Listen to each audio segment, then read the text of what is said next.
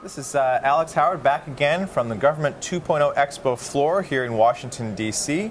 And with me I have Mary Davie, Assistant Commissioner at the General Services Administration, also known as the GSA. She's kindly stopped by here. She's had a busy day, came in from Atlanta earlier this morning. Right. And will be speaking later at the keynote from the end of the conference.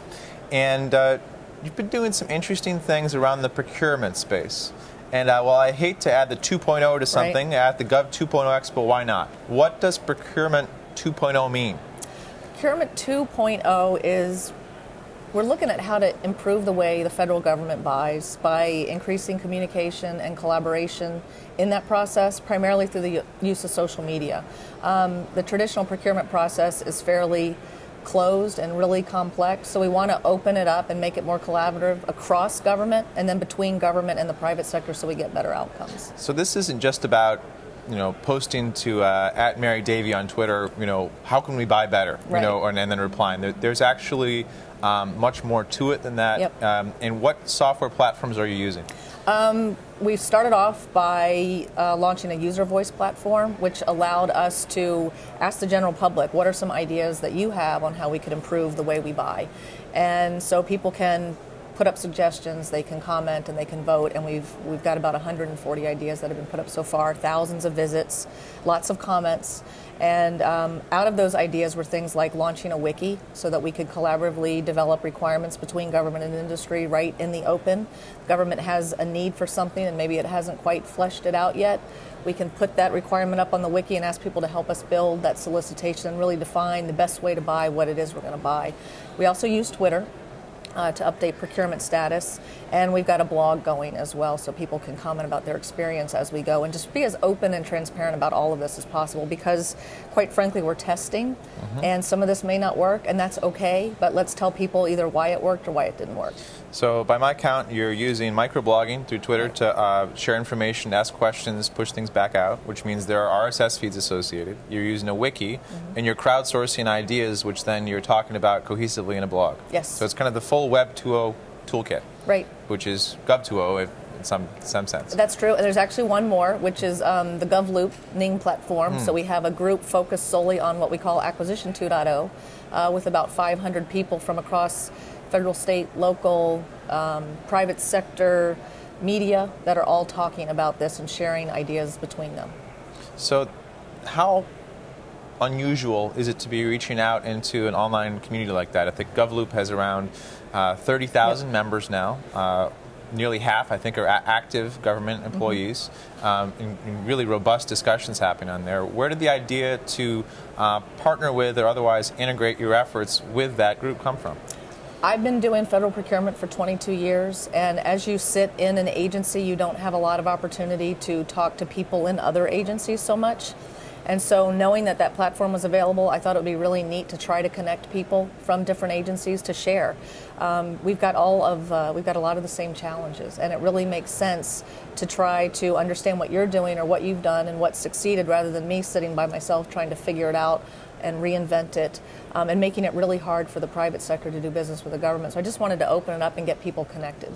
So a lot of what you're describing is familiar for those who've read Wiki Government. Beth Novick has described the peer-to-patent system, and in a lot of the same ways that people can use collaborative technologies to create different ways of looking at big problems and to work together using online platforms to get to better answers.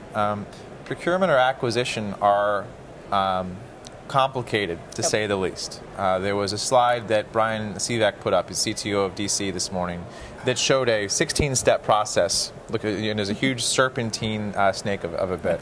How does the technology enable you to explain it better? And how are people helping you to make the process more clear? Because it is so complex and usually very closed. When you're in a company and you have an idea or you're trying to respond to a requirement from government, again, there's not a lot of back and forth, not a lot of open communication. Quite simply, a lot of times people in the government are just really busy trying to churn out what they're doing and don't have a lot of time. So by using the technologies, I think the hypothesis is we'll put as much out as we can, make as much available as we can, And for instance, on a wiki, the ability to link is pretty much unlimited, so you can provide links so that people can link to other information or have additional resources about maybe the program that is trying to do the buy, what that organization is looking for, what other resources or other work that's been done in the past that would help somebody put together a bid that's really going to end up in getting the government better results. So one of the things I talked about with some members of the intelligence community yesterday was the Intellipedia project. And there's two separate challenges there. One is the technology involved. In that case, it's a wiki, and they've kept it simple. And the other is culture. And from agency to agency, typically information is something that's been hoarded. It's something that's what you have that's of value. You may have accrued it over a decade or 2 decades. And so when you move to an open government platform, you're really shifting culturally, not just technologically. Yes. How do you encourage, empower people to move from a culture of need to know to need to share? That has been a challenge for us. When you talk about the acquisition community, you're talking about people that are signing their name on multi-million-dollar contracts that they're responsible for. You're talking about an amazing amount of oversight from IGs and general accounting office and people that are not necessarily scrutinizing, but looking really closely at what they're doing, how they did it, how you made that decision. We're in sort of an environment now where there's a lot of bid protests going on. So to tell somebody, it's really going to help you to be more open, it kind of puts them in a position of, well, now you're asking me to put myself out there and to show what I think is the best way to do something, and what if I get criticized, or what if somebody comes along and says you didn't do this correctly. So trying to convince them that it's okay. We've had commitment and support from the top leadership of GSA to say, yes, this is okay. Let's try it. Let's be more open. Because, I'm a huge fan of what would Google do? And so the more that you can put out there and the more you can make available, I think the better it is for everybody. Just to, again, make some of those connections and expand our network. I'll make sure to tell Jeff Jarvis you like his book. I love that book. I actually tweeted him and told him that. Oh, good. Yep. Well, I don't know if he's tuned in right now, but okay. I'll let him know that he's being read in interesting places. He is. I talk about what would Google do at work, and I get some funny looks, but I think people are starting to get it. What other books are you reading these days? Let's see. I just finished Tribes and Lynchpin, and I've got stacks of books. I tend to read 4 or 5 at a time, but I love this stuff. Yeah.